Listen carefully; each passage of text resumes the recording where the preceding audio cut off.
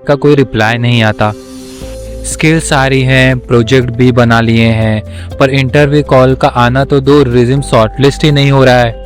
अगर आपका answer yes है तो आपका प्रॉब्लम आपकी कोडिंग स्किल नहीं, आपका रिज्यूम है।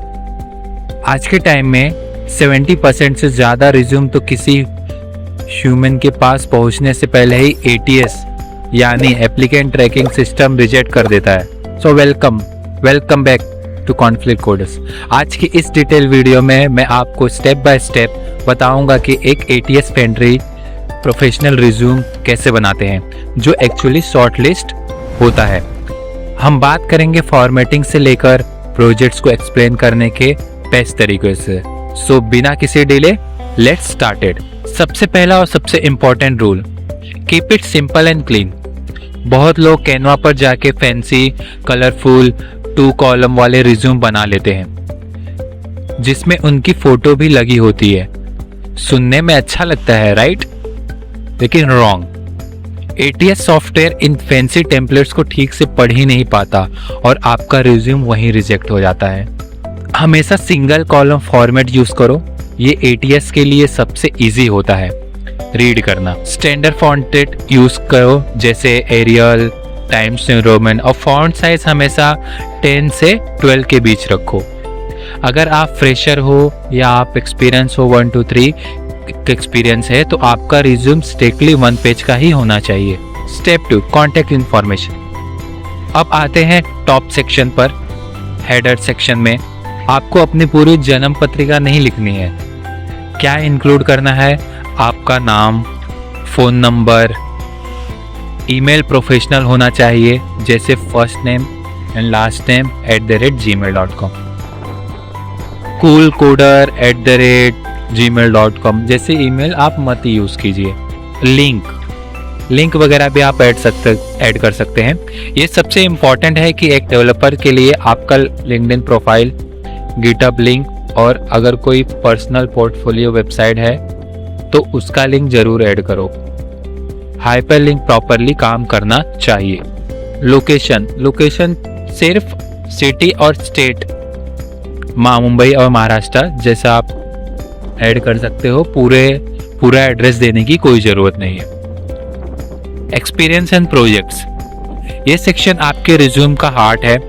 अगर एक्सपीरियंस है तो वर्क एक्सपीरियंस पहले आएगा और अगर फ्रेशर हो तो प्रोजेक्ट्स पहले आएंगे। यहाँ लोग सबसे बड़ी गलती करते हैं कि वो सिर्फ रिस्पॉन्सिबिलिटी लिख देते हैं जैसे वर्क ऑन जावा बैकएंड या क्रिएटेड है वेब डेटाबेस। ये बहुत बोरिंग और इससे इम्पैक्ट क्रिएट नहीं होता। आपको यूज करना है गूगल का XYZ formula, like accomplished X as measured by Y by doing Z। एक प्रैक्टिकल एग्जांपल लेते हैं। मान लो आपने स्प्रिंग बूट और MySQL यूज करके एक API, बोरिंग तरीका, build API using spring Boot and MySQL। अब इसका ही दूसरा वर्जन हम देखते हैं जो इम्पैक्ट क्रिएट कर सकता है। Developed a RESTful API using Java, Spring Boot and MySQL। Optimised database query which reduce data load time by 20%। देखा डिफरेंस? नंबर और मैट्रिक्स जैसे 20%, 50 आवर्स सेव्ड ऐड करने से HR को एग्जैक्टली पता चल जाता है कि आपने कितना इम्पैक्ट क्रिएट किया है। प्रोजेक्ट्स के लिए टिप, कम से कम 2-3 सॉलिड प्रोजेक्ट्स मेंशन करो। हर प्रोजेक्ट के नीचे बुलेट पॉइंट्स में बताओ कि क्या बनाया है, कौन सी टेक स्टैक यूज़ की है, like Android studio, VS code, Java, Spring Boot, database कौन सा यूज़ किया है, MySQL, MongoDB, ये सब आप ऐड कर सकते हो। और सोर्स कोड और लाइव डेमो जो प्रोजेक्ट्स आपने क्रिएट किया है तो उसका गिटहब लिंक आप ये ऐड कर सकते हो। Step 4, skills and section. अब आते हैं स्किल्स पर। यहाँ सब कुछ मिक्स मत कर देना, इनको प्रॉपरली कैटेगराइज करो, like languages Java, Python, JavaScript and all.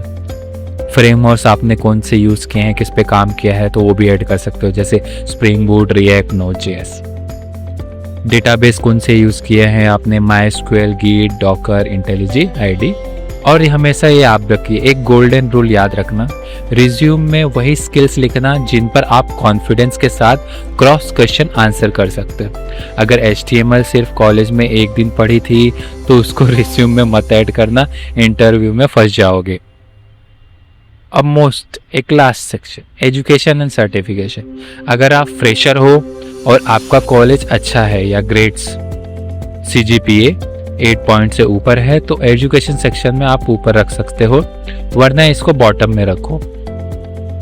Degree का नाम, कॉलेज यूनिवर्सिटी का नाम और पासिंग ईयर क्लियरली मेंशन करो। 10th और 12th के मार्क्स लिखना ऑप्शनल है। अगर CGPA बहुत अच्छा नहीं है तो मत लिखो, फोकस अपने स्किल्स और प्रोजेक्ट पर करो।